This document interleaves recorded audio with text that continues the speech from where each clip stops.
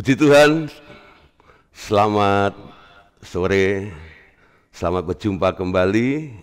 Pada hari ini kita boleh bersama-sama kembali untuk mengadakan webinar.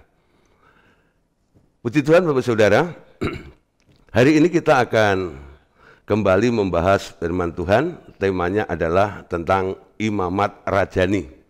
Tanpa dirasa, saya memperhatikan ya, kita sudah hampir 2 tahun membahas tentang value RTM tentang imamat rajani ini. Banyak hal yang telah kita pelajari bersama-sama tentang apa sih sebenarnya imamat rajani tersebut. Hari ini kita akan menggarisbawahi tentang imamat rajani ini.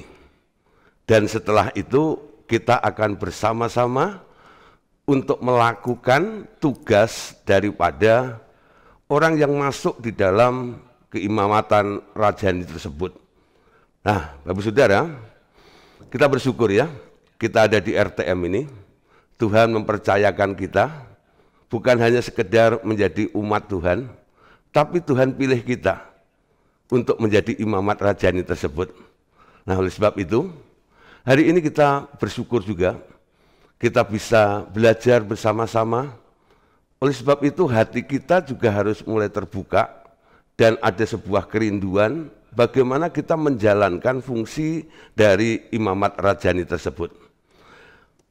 Bicara tentang imamat rajani, ya, kenapa Tuhan memberikan satu tugas tentang imamat rajani tersebut? Saudara, saya mulai berpikir dan saya menggali kembali tentang rencana Tuhan tersebut. Ternyata imamat rajani ini bukan hanya diberikan kepada orang-orang perjanjian baru. Ternyata imamat rajani itu adalah sebuah plan atau sebuah rancangan Allah yang Tuhan atau yang Allah telah rancang sejak dulu kala. Ya, contoh begini. Ketika Tuhan berinisiatif untuk membangun atau membuat sebuah bangsa di bumi ini, Tuhan memilih satu orang, namanya Abraham. Ya, Abraham dijadikan sebuah benih oleh Allah untuk mewujudkan satu rancangan Allah tentang imamat rajani ini supaya ada di muka bumi tersebut. Lalu Abraham ini dididik oleh Allah sampai akhirnya Abraham punya anak Ishak. Ishak punya anak dua, Esau dan Yakub. Dari Yakub inilah akhirnya ada 12 anak dan menjadi 12 suku, dan itulah 12 suku ini menjadi satu bangsa yang namanya bangsa Israel. Nah, saudara, bangsa Israel inilah yang akhirnya dipilih oleh Tuhan, dan Tuhan mulai berkata kepada bangsa Israel tersebut. Yuk kita lihat bersama-sama ya, di dalam Keluaran pasal 19 ayat 5 sampai ayat yang ke-6. Kita baca bersama-sama. Keluaran pasal 19 ayat 5 sampai ayat yang ke-6. Jadi sekarang, jika kamu sungguh-sungguh mendengarkan firman-Ku dan berpegang pada perjanjian-Ku, maka kamu akan menjadi harta kesayangan-Ku sendiri dari antara segala bangsa, sebab Akulah yang empunyai seluruh bumi. Kamu akan menjadi bagiku kerajaan imam dan bangsa yang kudus. Inilah semuanya firman yang harus kau katakan kepada orang Israel. Saudara, setelah ada terbentuk satu bangsa itu, Tuhan mengikat perjanjian dengan bangsa itu. Dia berkata, kalau engkau sungguh-sungguh mendengarkan firman-Ku, berpegang pada perjanjian-Ku, artinya mau hidup taat atas aturan Tuhan, maka Tuhan mengatakan, maka kamu akan menjadi harta kesayangan-Ku, ya, dari antara segala bangsa, menjadi bangsa spesial dari semua bangsa-bangsa yang ada di dunia ini.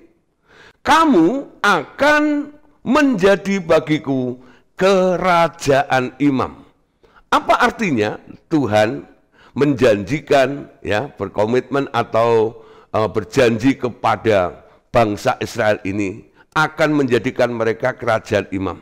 Saudara, Allah mau mendidik, Allah mau membentuk satu bangsa ini nanti semuanya dari 12 suku itu, semuanya nanti penduduknya, orang-orangnya adalah imam-imam yang melayani Tuhan. Nah, dari satu bangsa ini, karena penduduknya semuanya adalah para imam dari 12 suku itu, nanti Tuhan akan memberikan perintah, memberikan otoritas kepada bangsa Israel ini boleh melayani bangsa-bangsa yang lain. Ya, saudara, sebenarnya begitu indah ya, rancangan Tuhan terhadap satu bangsa ini. Dijadikan bangsa yang spesial, lalu ditunjuk oleh Allah untuk boleh melayani bangsa-bangsa yang lain tersebut. Namun, saudara, rencana yang begitu indah, harapan Allah yang begitu mulia atas bangsa ini ternyata gagal. Bukan Allahnya yang gagal, tapi bangsa yang dipilih ini ternyata ingkar janji. Ya, ternyata ingkar janji. Mereka tidak taat, menyembah patung lembu emas. Hanya satu suku, yaitu suku Lewi yang tidak menyembah patung emas itu. Nah, oleh sebab itu Allah berkata, bangsa ini nggak layak untuk menjadi imamku. Sekarang keimaman itu berubah. Bukan satu bangsa melayani bangsa-bangsa yang lain, tapi sekarang satu suku melayani suku-suku yang lain. Skopnya lebih kecil ya. Nah saudara, namun saudara, apa yang dilakukan oleh bangsa Israel atau suku Lewi itu pun itu tidak sempurna. Ya saudara, akhirnya Allah Bapa yang punya plan itu, dia menyuruh anaknya turun ke bumi. Ya, Yesus hadir di bumi bukan sekedar untuk menyelamatkan manusia saja. Tapi misi daripada Tuhan Yesus juga salah satunya adalah dia hadir, dia menjadi imam juga. Tapi bukan menurut aturan ya, keimaman Harun. Yesus menjadi imam, kata Alkitab, dia menurut aturan Melkisedek yang tidak berbapak dan tidak beribu. Kenapa saya harus cerita seperti ini? Saudara, inilah nanti yang akan terjadi di dalam kehidupan kita. Mungkin Bapak Ibu Saudara bertanya-tanya atau berpikir, saya ini kan bukan keturunan imam. Mana mungkin saya bisa jadi imam? Ya, untuk menjadi anggota imamat rajani tersebut, menerima mandat, menerima tugas yang diberikan oleh Allah kepada kita. Saudara, sekarang kalau Tuhan akhirnya menunjuk kita sebagai orang-orang percaya, kita ditunjuk untuk menjadi imam-imamnya Allah ini, bukan berdasarkan keimaman Harun, tapi seperti Tuhan Yesus, yaitu berdasarkan imamat dari keturunan Melkisedek yang tidak berbapak dan tidak beribu. Ya, bukan berarti di sini Melkisedek itu lahir dari batu, enggak. Ya, tidak berbapak, tidak beribu itu artinya tidak ada silsilah keimaman bagi mereka. Tuhan langsung mengangkat Melkisedek menjadi imam untuk bertemu dengan Abraham kala itu. Begitu juga dengan kita. Ini adalah merupakan sebuah anugerah. Ya, kalau Tuhan boleh mempercayakan kepada kita untuk kita boleh menjadi imamat-imamat rajani tersebut. Amin. 1 Petrus pasal 2 ayat yang ke-9. Alkitab mengatakan, tetapi kamulah bangsa yang terpilih, imamat yang rajani, bangsa yang kudus, umat kepunyaan Allah sendiri, supaya kamu memberitakan perbuatan-perbuatan yang besar dari Dia yang telah memanggil kamu keluar dari kegelapan kepada terangnya yang ajaib. Amin. Nah, saudara, sampai di titik ini, kenapa 1 Petrus 2:9 ini berkata, kamulah bangsa yang terpilih, imamat yang rajani, ditujukan kepada kita. mau tidak mau, sadar tidak sadar, ketika kita diselamatkan oleh Tuhan, Anda ditunjuk untuk menjadi imamat yang rajani tersebut. Nah, banyak gereja yang tidak menekankan, yang tidak mengajarkan, yang tidak memberitahu tentang kebenaran ini kepada jemaatnya. Sehingga jemaat tidak mengetahui bahwa mereka telah ditentukan oleh Allah untuk menjadi imamat yang rajani itu. Amin. Nah, saudara, untuk lebih dalam lagi, ya, selama 2 tahun ini kan kita sudah belajar tentang imamat rajani, ya.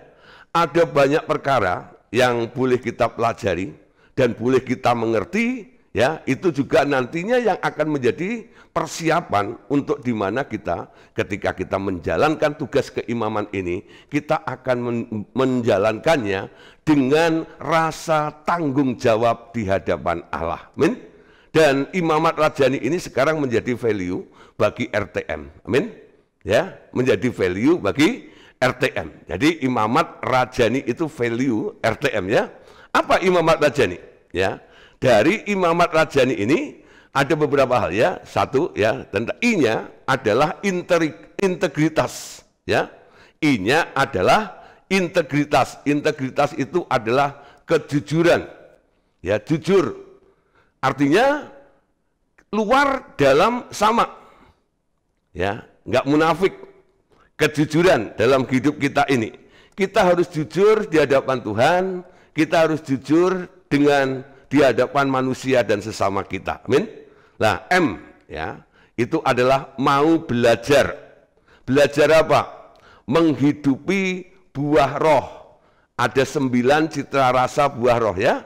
Dari kasih sampai penguasaan diri. Itu juga sudah kita bahas, ya, di bulan-bulan yang lalu tentang seri buah-buah roh. Nanti Bapak Ibu Saudara boleh kembali mereview, melihat kembali rekaman-rekaman tentang pengajaran daripada imamat rajani, khususnya bagaimana kita mau belajar menghidupi buah-buah roh di dalam kehidupan kita semuanya. A-nya adalah akseptasi, ya. Akseptasi itu adalah penerimaan. Ya, kita boleh menerima kasih daripada Tuhan, kita boleh menerima anugerah daripada Tuhan, kita juga boleh menerima orang-orang yang di sekitar kita tanpa harus menuntut mereka berubah lebih dahulu. Ya, kita harus menerima, karena penerimaan itu adalah akses. Tanpa diterima, orang nggak bisa berubah. Orang yang ditolak cenderung rusak. Tapi orang yang diterima itu cenderung ada satu kesempatan untuk mereka boleh berubah menjadi baik lagi, ya. Nah, itu penerimaan. Lalu M berikutnya adalah merendahkan diri. Apa artinya merendahkan diri? Ya, kita tidak lagi menjadi orang yang egosentris. Kita sekarang boleh mementingkan kepentingan orang lain lebih daripada kita, ya, memperhatikan orang lain lebih daripada diri kita. A berikutnya adalah akuntabilitas, ya, akuntabilitas. Apa itu akuntabilitas? Dapat dipercayai, ya.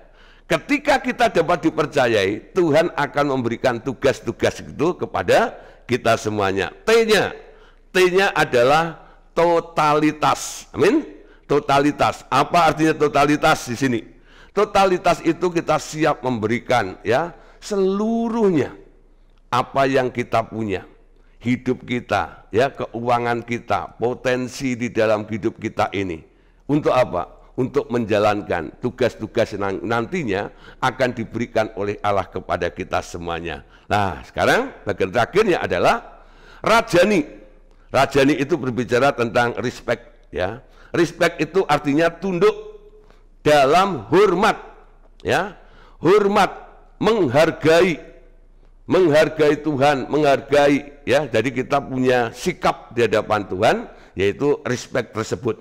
Nah, Bapak Saudara, sebagai imamat rajani, kita harus memiliki integritas, bukan? Jujur, ya, ketulusan di dalam hidup kita ini. Bagaimana integritas itu dibangun? Yaitu dengan cara kita mau belajar. Amin. Tanpa mau belajar, kita nggak akan memiliki integritas di dalam kehidupan kita. Integritas itu bukan warisan. Ketika kita ikut Tuhan Yesus, lalu kita berubah jadi orang yang integritas. Oh enggak. Ya. Tapi integritas itu harus dibangun. Integritas itu harus dikerjakan. Ya, di dalam kehidupan kita. Kita yang membangun untuk menjadi manusia atau orang yang berintegritas dengan jalan mau belajar. Tuhan mengundang kepada kita, ya, marilah kepadaku, hai kamu sekalian yang letih, lesu, dan berbeban berat. Aku akan memberikan kelegaan kepadamu. Tidak berhenti di situ. Pikul lakuk yang kupasang, dan belajarlah kepadaku, karena aku lemah lembut dan rendah hati. Ikut Yesus harus mau belajar. Menjadi orang percaya, kalau tidak mau belajar, nggak pernah ada perubahan di dalam kehidupan kita. Apalagi kalau kita menjadi orang Kristen, atau anak-anak Allah, atau orang percaya, yang dalam kehidupan kita ini selalu menghadap Tuhan, hanya terus ya menuntut kepada Tuhan untuk memperhatikan hidup kita. Menuntut kepada Tuhan hanya untuk memenuhi setiap kebutuhan kita. Tanpa mau belajar kepada Tuhan. Kita bisa kagum dengan Tuhan, bukan? Kalau kita bisa melihat Tuhan Yesus itu begitu rendah hati. Tuhan Yesus itu begitu penuh dengan kasih. Ya, kita kadang-kadang hanya berhenti kagum terhadap apa yang indah, apa yang luar biasa, hal-hal yang mulia di dalam Tuhan Yesus tersebut. Tapi kadang-kadang kita tidak pernah berpikir, ya, bagaimana caranya supaya saya bisa menjadi seperti Yesus yang penuh dengan kasih, yang penuh dengan kerendahan hati. Nah, oleh sebab itu, kalau Anda mau menjadi seperti Yesus, bukan hanya nyanyi, seperti Yesus, seperti Yesus, itu saja ku minta. Oh Tuhan Yesus, aku mau seperti Engkau. Ketika Anda berdoa berkata seperti itu atau memuji Tuhan seperti itu, apakah hidupmu berubah? Tidak, betul? Tidak. Nah, bagaimana Anda berubah? Anda datang pada Yesus. Tuhan Yesus, aku tahu Engkau begitu rendah hati, Engkau begitu penuh dengan kasih. Ajar dong aku. Ajarin aku dong, supaya aku bisa hidup, punya karakter seperti Engkau, yang penuh dengan kasih dan rendah hati itu. Belajar, mau belajar. Amin. Nah, saudara, jadi saya harap, saudara, apa yang telah kita pelajari selama 2 tahun ini, bukan hanya menjadi sebuah pengetahuan atau teori saja, tapi itu harus menjadi realita. Kenyataan, hal-hal yang sekarang ada di dalam kehidupan kita, mengubah di dalam kehidupan kita. Amin. Nah, dengan kita mau belajar, maka kita akan mudah untuk bisa menjadi ya akseptasi, yaitu menerima, ya, merendahkan diri, punya akuntabilitas. Amin. Lalu bisa menjadi orang yang totalitas, dan terakhir bisa punya respect atau tunduk dan taat. Amin. Nah, saudara, setelah kita mau belajar, ya, maka Tuhan nanti akan memberikan otoritas dan kuasa untuk tugas yang besar kepada kita. Ini poin yang akan saya bahas hari ini untuk menekankan, mengajak Bapak Ibu Saudara semuanya yang telah bersama-sama belajar tentang imamat rajani ini. Saudara, pastikan Bapak Ibu Saudara, sebentar lagi nanti Tuhan akan memberikan otoritas kepada Anda untuk menjalankan tugas tersebut, dan Dia juga akan memberikan kuasa kepada kita semuanya untuk menjalankan tugas tersebut juga. Dan percaya saudara, proyeknya Tuhan itu bukan proyek yang kecil. Proyeknya Tuhan itu adalah proyeknya yang besar. Amin. Mungkin Anda berpikir, mana mungkin kita ini kan hanya kelompok kecil. Kita ini kan hanya orang kecil, orang biasa. Saudara, perlu Anda ketahui, kalau Bapak Ibu Saudara membaca di dalam Alkitab kisah-kisah orang-orang yang berhasil, pekerjaan-pekerjaan proyek Allah yang ada di muka bumi ini, itu dikerjakan dan dimulai oleh Allah dari orang-orang yang sederhana, dari orang-orang yang kecil. Tapi orang-orang yang sederhana, orang-orang yang kecil itu mau belajar, mau tunduk, mau taat. Ketika mereka mau bersama dengan Tuhan, mereka boleh melakukan perkara-perkara yang besar. Amin. Ketika ada tantangan, ketika ada rintangan dalam menjalankan tugas-tugas tersebut, bersama dengan Tuhan, tidak ada yang sukar. Amin. Bersama dengan Tuhan, pasti akan ada jalan keluar. Amin. Nah, saudara, pastikan hal ini sebentar lagi akan terjadi di dalam kehidupan kita. Makanya Bapak Ibu Saudara, saya himbau nih, ya. Ini bukan promosi. Tapi saya harap Bapak Ibu Saudara yang belum terdaftar dalam Rednas, saya harap cepat-cepat ikut mendaftarkan. Pastikan nama Anda terdaftar dalam Rednas tahun ini. Karena Rednas tahun ini kita akan membahas bagaimana kita akan bersinergi. Yuk kita jalankan imamat rajani ini. Sehingga tahun 2000-2003 nanti kita akan melihat kita sedang berjalan dalam rencana Allah tentang imamat rajani ini. Dan banyak hal yang Tuhan akan percayakan di dalam kehidupan kita. Karena kita sudah dipersiapkan dan Anda mengerti maksud dan tujuannya Tuhan. Amin. Matius pasal 16 ayat yang ke-19. Tuhan Yesus berkata, "Kepadamu akan kuberikan kunci kerajaan surga. Apa yang kau ikat di dunia, ini akan terikat di surga. Dan apa yang kau lepaskan di dunia ini, akan terlepas di surga." Amin. Bicara tentang kunci kerajaan surga, bicara tentang authority, ya, tentang authority atau otoritas. Kita diberi otoritas, ya, oleh Allah untuk melakukan segala sesuatu, ya, melakukannya di bumi ini, tapi bisa mempengaruhi dan membawa dampak sampai ke alam roh. Apa yang kau ikat di dunia ini akan terikat di surga. Dan apa yang kau lepaskan di dunia ini akan terlepas di surga. Nah, sekarang kalau kita mengerti, kita tahu bahwa Tuhan akan memberikan otoritas kepada kita.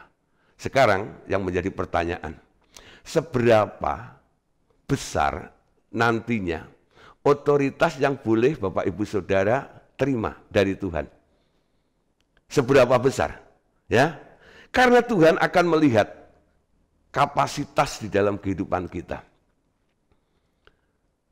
Tuhan melihat para imamat rajani ini, berapa kapasitas Anda? Menurut kapasitas Anda, ya, yang Anda punyai, disitulah nanti Tuhan akan mempercayakan sesuatu kepada Anda. Amin. Nah, saudara, Efesus pasal 2 ayat 10, karena kita ini buatan Allah, diciptakan dalam Kristus Yesus untuk melakukan pekerjaan yang baik, betul? Yang dipersiapkan Allah sebelumnya, dan Ia mau supaya kita hidup di dalamnya. Ada pekerjaan baik yang sudah dipersiapkan oleh Allah sebelumnya. Dan Dia akan mendelegasikan kepada kita.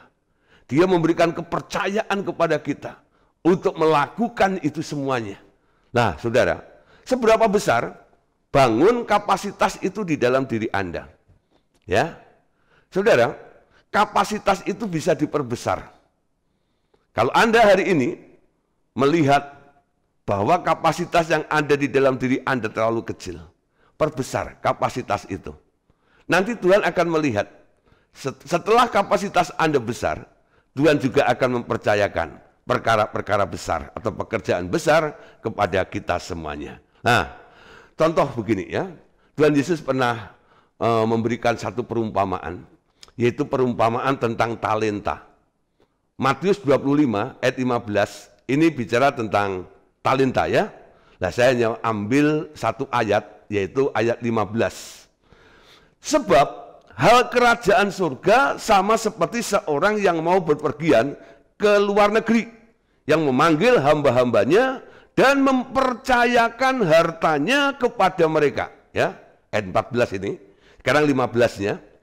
Yang seorang diberikannya 5 talenta, yang seorang lagi 2, dan yang seorang lain lagi 1, masing-masing menurut kesanggupannya, lalu ia berangkat. Ya, di dalam perumpamaan talenta ini Anda melihat Tuhan itu sebelum dia pergi, dia mempercayakan hartanya, yaitu talenta itu, kepada beberapa hamba-hambanya.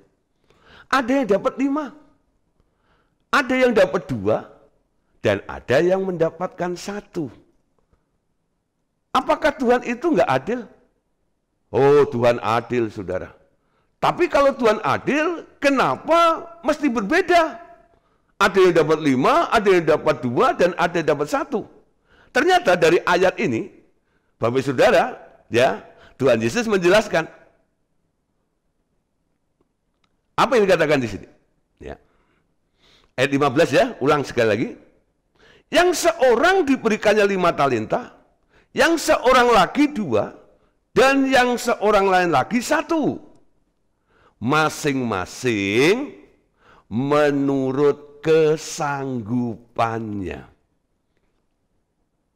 Kalau Anda sanggup 5, Tuhan kasih 5.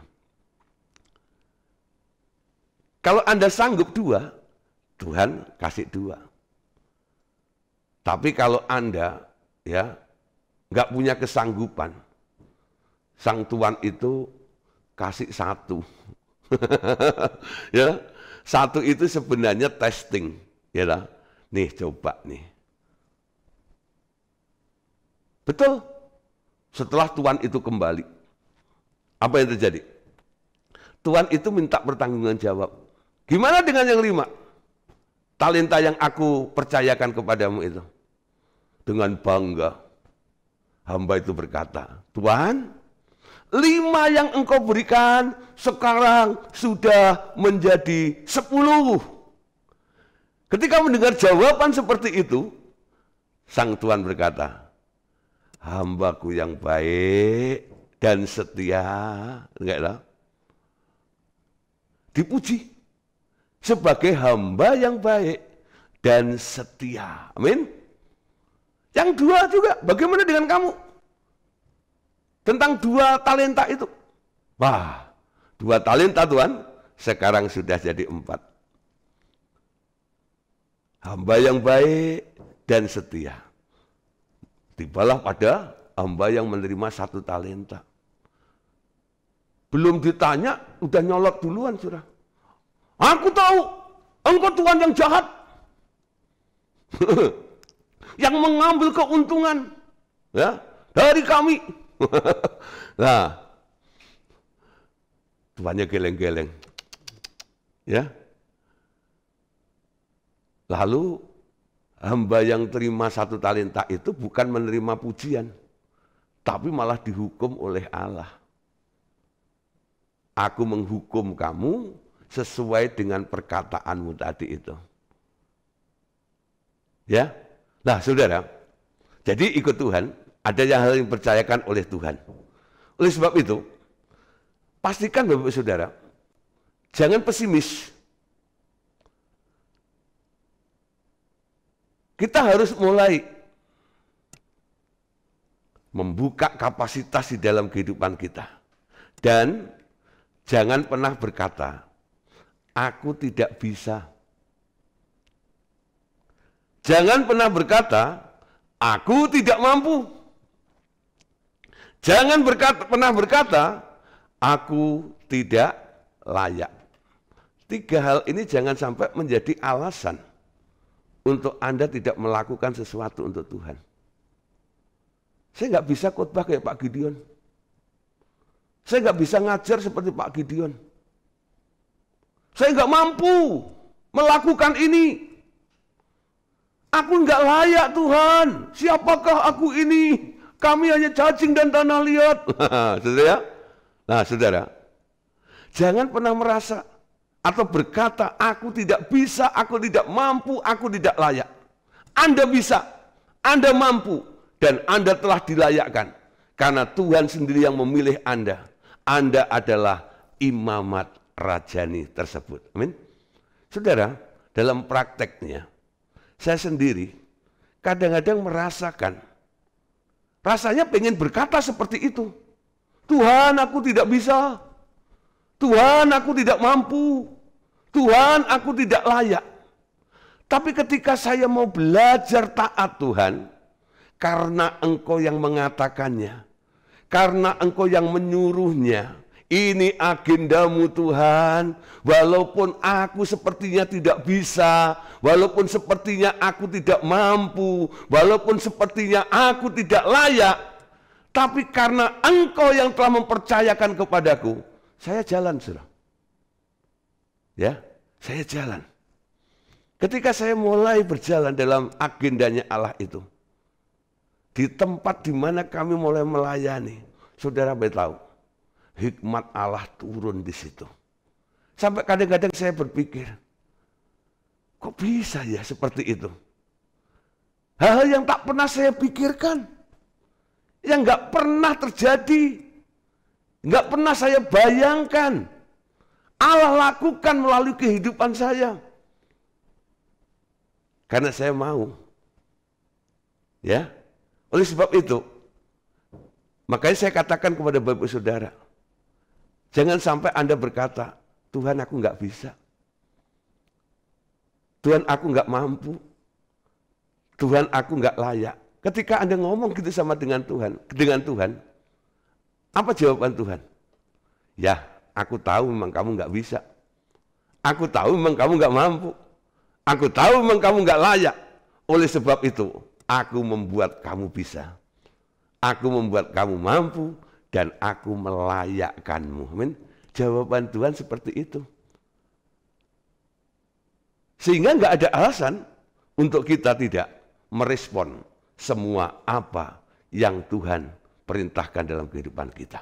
Kita belajar dari Paulus, saudara. Paulus itu luar biasa. Setelah dia bertobat, dia mempersembahkan hidupnya kepada Tuhan untuk melayani dia.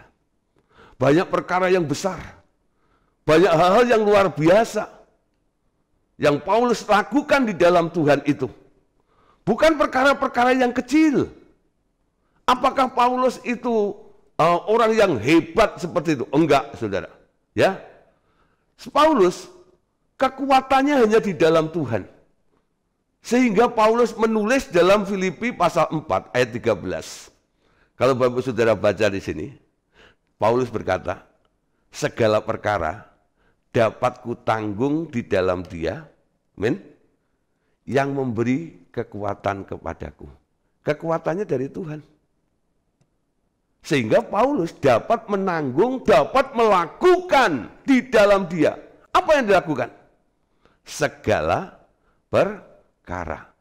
Segala perkara itu adalah tugas-tugas yang nantinya akan dipercayakan oleh Tuhan ke dalam kehidupan kita. Amin. Baik itu perkara yang kecil maupun perkara yang besar, kalau Tuhan yang mau, Anda pasti bisa untuk mengerjakannya. Amin. Tugas apa yang akan dipercayakan oleh Tuhan kepada kita? Nah, tugasnya apa sekarang? Matius 28 ayat 18. Yesus mendekati mereka dan berkata, kepadaku telah diberikan segala kuasa di surga dan di bumi. Ya. Terus ayat 19 dan 20. Karena itu, pergilah, jadikanlah semua bangsa muridku, dan baptislah mereka dalam nama Bapa dan Anak dan Roh Kudus. Dan ajarlah mereka melakukan segala sesuatu yang telah kuperintahkan kepadamu. Dan ketahuilah, aku menyertai kamu senantiasa sampai kepada akhir zaman. Ini salah satu tugas yang dipercayakan oleh Allah kepada gerejanya, kepada kita sebagai imamat rajani, untuk melakukan amanat agung Allah itu. Ya, Tuhan berkata, karena itu pergilah. Pergi kemana? Bukan ke mall. Pergi kemana? Bukan shopping. Ya, pergilah untuk menjadikan semua bangsa itu muridnya Allah. Amin. Pergi. Nah, saudara, pergi ini bicara action, betul? Melakukan, mengerjakannya. Ya, ketika perintah itu Anda terima, kepercayaan oleh Allah diberikan, Anda mendapatkan mandat daripada Tuhan, jangan hanya direnungkan, begitu indah ya perintahnya Tuhan ini. Dia bilang apa? Pergi, lakukan, amin, kerjakan. Ya, nanti diulang lagi semua. Rekaman-rekaman tentang value daripada imamat rajani itu. Setiap poin-poin yang boleh Anda dapat menjadi rema dalam kehidupan kita. Jangan hanya, bagus ya, luar biasa ya. Itu menjadi bagian bagi Anda. Kalau Tuhan memberikan kepercayaan pada Anda, Tuhan, aku mau melakukannya. Ini harus terjadi. Ya, saya harus terlibat ada di situ ini. Ini rencana yang indah. Saya tidak hanya mau menjadi penonton saja, tapi saya juga mau menjadi pelaku-pelaku firman. Ya. Nah, hal apa lagi yang dipercayakan oleh Tuhan? Matius 10 ayat 7 sampai ayat yang ke-8. Ya. Matius 10 ayat 7 sampai ayat yang ke-8. Pergilah dan beritakanlah kerajaan surga sudah dekat. Sembuhkanlah orang sakit, bangkitkanlah orang mati, tahirkanlah orang kusta, usirlah setan-setan, kamu telah memperolehnya dengan cuma-cuma, karena itu berikanlah pula dengan cuma-cuma. Ada 5 komando yang diberikan oleh Allah, ya, supaya kita pergi memberitakan kerajaan surga sudah dekat. Yang kedua, menyembuhkan orang sakit. Saudara, banyak orang sakit loh di sekitar kita ini, ya. Tapi juga jangan setiap orang sakit lalu Anda, wah aku mau sembuhin gitu. Tanya sama Tuhan, Tuhan, ini banyak orang sakit nih. Mana yang engkau ingin ya disembuhkan? Nanti Tuhan akan menunjukkan. Tuh, doain yang itu, doain yang itu, ya. Nah, nurut sama maunya Tuhan. Ketika Tuhan ada di kolam Bethesda, betul? Di situ kan banyak orang sakit. Kenapa yang disembuhkan, yang didatangin Tuhan Yesus kok hanya satu?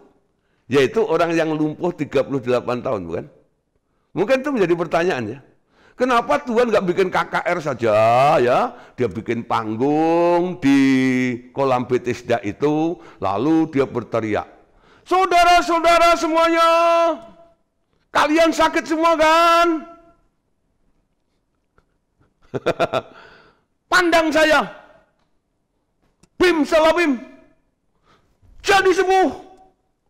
Bisa nggak?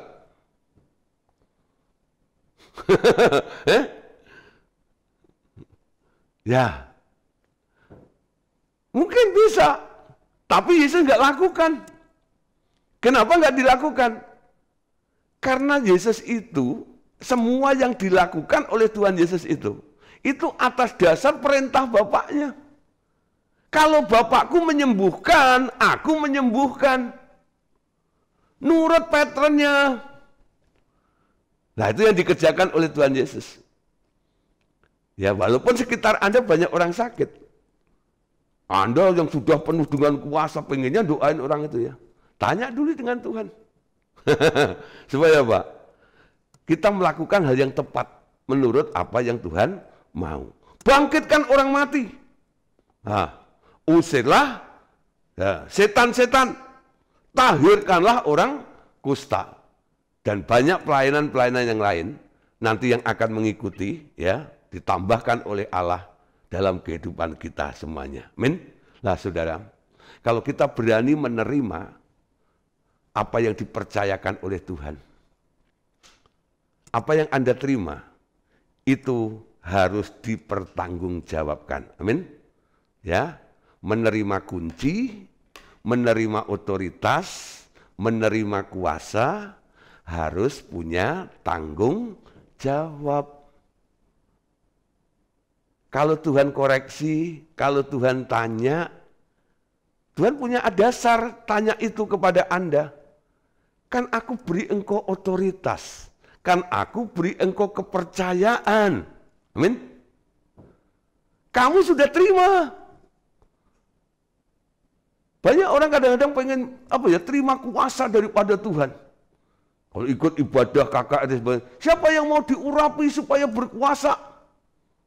Maju semuanya ya. Terima kuasa daripada Tuhan. Nah, banyak orang kadang-kadang nggak nangkep, nggak ngerti.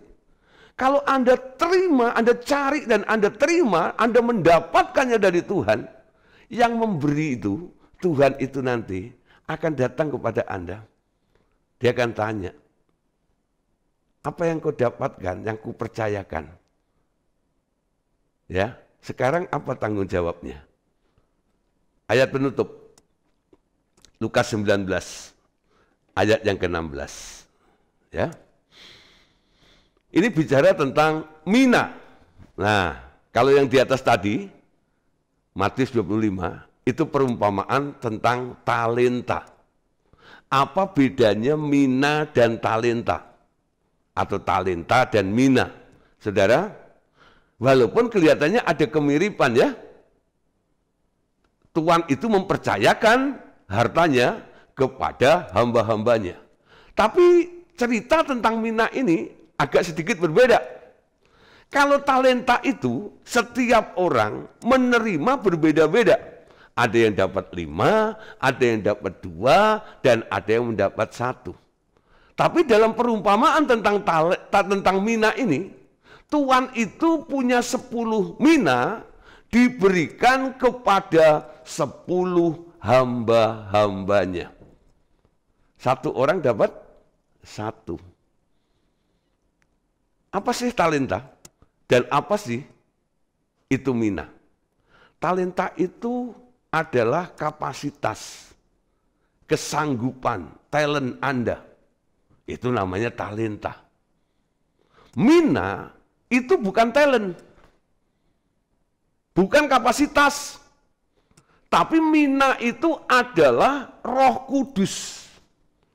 Setiap orang percaya kepada Tuhan, semua dapat satu Roh Kudus dalam hidup kita, bukan? Ya. Nah, saya punya satu Roh Kudus. Henry punya satu Roh Kudus, tuh. Ya. Semua Bapak Ibu Saudara ketika terima Tuhan Yesus, Anda sekarang punya di dalam dirimu satu Roh Kudus itu, ya. Lukas 19:16 dan 17. Orang yang pertama datang berkata, "Tuan, mina Tuan yang satu itu telah menghasilkan 10 mina." Katanya kepada orang itu, "Baik sekali perbuatanmu itu, hai hamba yang baik, engkau telah setia dalam perkara kecil. Karena itu, terimalah kekuasaan atas 10 kota." 1 jadi 10, saudara. Ya, terima Roh Kudus itu harus dipertanggungjawabkan. Karena Roh Kudus itu punya power yang luar biasa. Bukan hanya untuk diri kita, tapi juga harus untuk multiplikasi Roh Kudus yang ada di bumi ini dengan cara apa? Memenangkan jiwa-jiwa. Ketika Anda memenangkan satu orang, orang itu sekarang di dalam dirinya ada Roh Kudus. Ketika Anda memenangkan 2 orang, sekarang orang yang kedua ini ada Roh Kudus di dalam dirinya. Anda memenangkan 10 orang, Artinya Anda memultiplikasikan Roh Kudus 10. Ya. Menerima Roh Kudus itu sama dengan menerima mina. Ya, Bapak Saudara. Malam hari ini saya mau tutup dengan satu quote. Saya buat begini. Sebuah pengajaran jika tidak dilakukan hanya akan menjadi sebuah pengetahuan saja. Sebuah pengajaran jika tidak dilakukan hanya akan menjadi sebuah pengetahuan saja. Nah, banyak hal yang sudah kita ketahui. Tapi kalau kita tidak melakukannya, itu hanya sebuah pengetahuan. Aku tahu, tapi tak mengalami dalam kehidupan Anda. Ya, mengetahui tentang pengajaran toh, tidak mempraktekkannya, tidak akan membawa dampak baik orang lain maupun hidup kita. Mau berubah, bukan sekedar tahu tentang firman, tapi menghidupi, melakukan praktek firman itu juga. Begitu juga saudara, 2 tahun kita telah belajar tentang imamat rajani ini. Bagaimana saudara? Imamat rajani itu akan menjadi sebuah realita, khususnya dalam pelayanan di Revival Total Ministry ini. Apakah Anda sekarang ya mengerti, menangkap, dan mau melakukannya? Nah sekarang kita lihat, ini harus dipraktekkan. Saatnya saudara. Hari ini adalah bagian terakhir tentang kita belajar imamat rajani. Setelah 2 tahun kita belajar, yuk kita mulai praktek bareng-bareng. Ya, bareng-bareng. Buka kapasitas Anda selebar-lebarnya, karena dengan kapasitasmu Tuhan akan mempercayakan menurut seberapa besar kapasitasmu. Amin. Nah, jadilah orang yang bertanggung jawab supaya tidak dihukum oleh Tuhan nantinya. Oke? Nah, saudara, puji Tuhan ya. Jadi inilah tentang imamat rajani yang boleh kita pelajari bersama-sama. Amin. Tuhan Yesus memberkati kita semuanya. Amin. Yuk kita berdoa. Bapak, kami ucap syukur untuk sore hari ini. Kami bersyukur kami ada di RTM.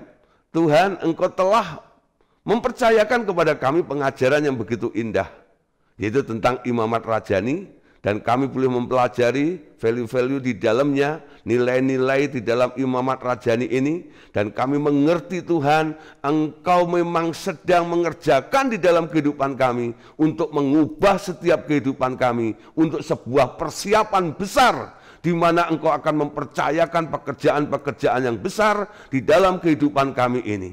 Terima kasih Bapak. Kami mengucap syukur untuk sore hari ini. Tuhan, biarlah kami menangkap semua firman ini dan kami boleh menjadi bagian di dalam pergerakan ini, dan kami boleh melihat juga kerajaan-Mu Tuhan semakin diperluas di muka bumi ini. Terima kasih Bapa, dalam nama Tuhan Yesus Kristus kami mengucap syukur dan berdoa. Haleluya. Yang percaya katakan amin.